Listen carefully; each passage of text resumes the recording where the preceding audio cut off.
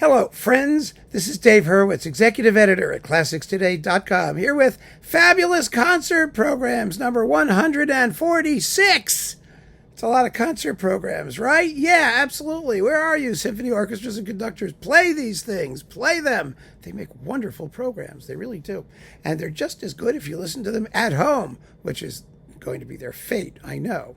Anyway, we're working on the George Lloyd symphonies, and we're up to symphony number 5. Symphony number 5. This is special, this symphony for me, because first of all, it was the first George Lloyd symphony to be recorded. It was issued by Lyrita with Edward Downes was the conductor, and it's a beautiful performance. Absolutely first class. I think it was the first one. It was either this one or the 8th, but those two, they came out, and then the 4th was done a little later.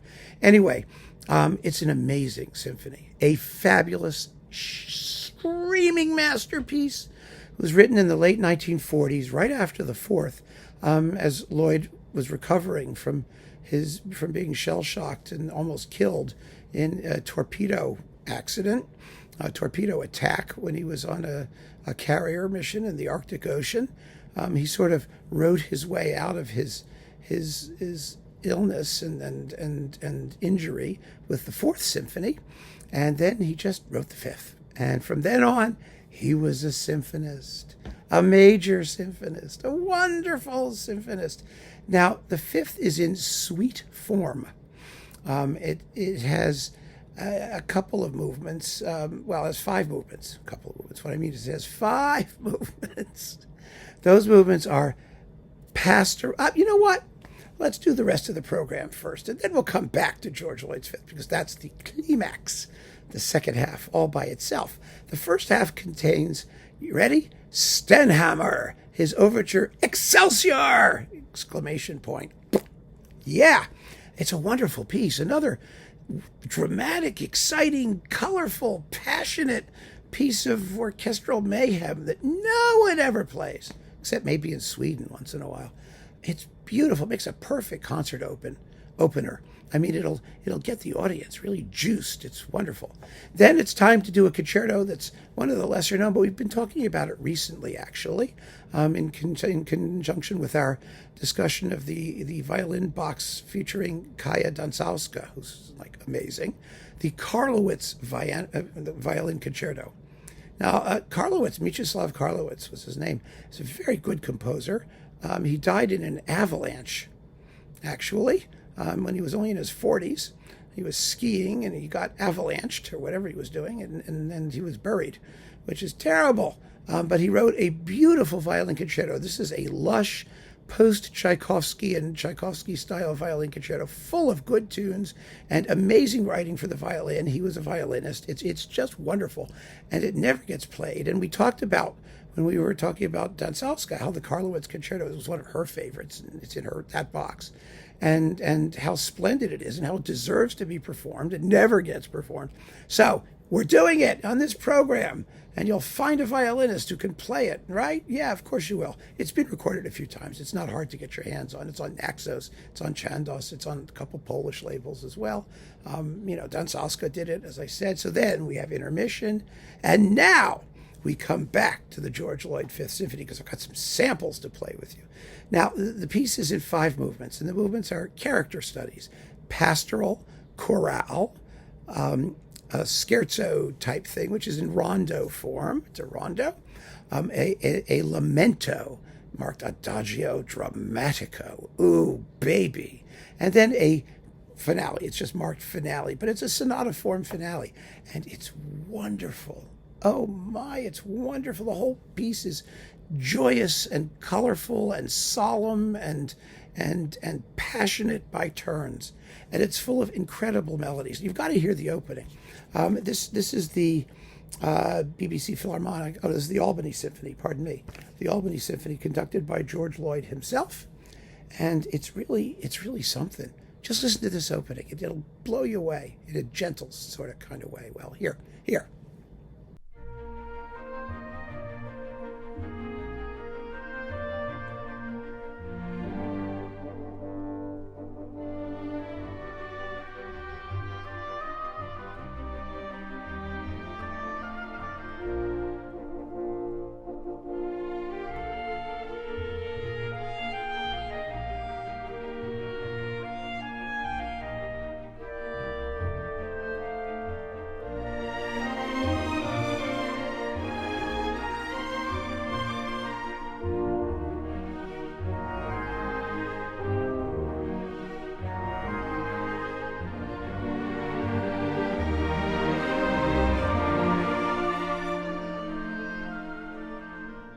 When was the last time you heard a symphony that sounded anything like that?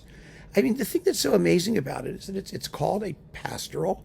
It is. I mean, it's exactly what it says it is. Stunningly so.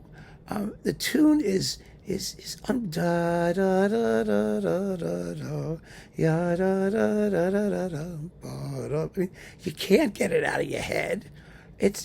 But it doesn't sound like anyone else. It doesn't sound like anything else. But it's so diatonic, and it's just goes to show. I mean, geniuses will always do great things with simple ideas and with traditional harmonies, and they do. And Lloyd was a genius. The symphony really demonstrates it. So after this movement is the chorale, which is for brass instruments mostly. It's for brass and winds with only lower strings performing and playing it all. No violins. The scherzo is delicious, and it has a wonderful glockenspiel part. You know, I arranged the American premiere of this symphony, which was only a few days, I think, after Lloyd himself conducted the world premiere live performance. It had been recorded previously, like I said, for Lyrita. But the world premiere live performance, it was in Brighton, I believe. And he wanted to do it, so we had to schedule it after he did it, so he would have had the opportunity to play the premiere. And then we did it in New York with the New York Symphonic Arts Ensemble, and I got to play percussion. And the third movement has a wonderful glockenspiel part. I had such a good time. The glissando. Oh gosh, it was fun, absolutely wonderful. And then the Adagio Drammatico. This is I mean, it really goes well with Karlowicz in a way, because it's a movement that really looks back at Tchaikovsky, specifically the finale of the Pathetique Symphony. I mean, it does a Tchaikovsky stuff. What am I talking about here? Let me play it for you. You'll know exactly what I mean.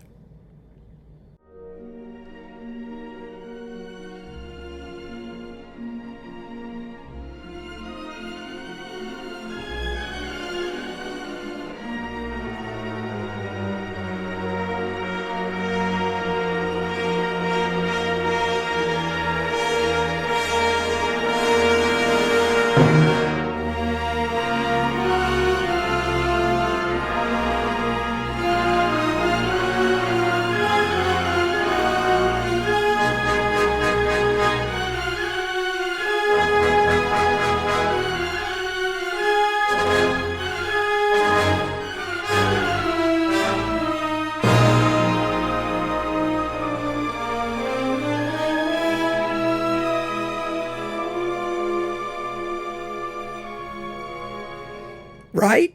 I mean, the inspiration is clear. It's not exactly the same, of course. It's Lloyd's own concept and structure of the climax and all that, but the string threnody and the way the brass come in with cha cha cha cha cha cha. I mean, it's Tchaikovsky. It's fantastic. And then, of course, like I said, there's the ebullient finale, which has a slamming snare drum part and fabulous solos for everybody. It's just so well written.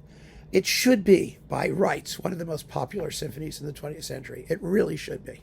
The fact that it isn't is just a crime against humanity. So, here it is, in the Lloyd Fifth. You are going to have a wonderful concert experience if you play these pieces in order with an intermission. Excelsior, the Karlowicz Violin Concerto, and Lloyd's Fifth. Trust me, you are in for such a treat. It's such good music. So keep on listening, friends, and thanks for joining me. Take care.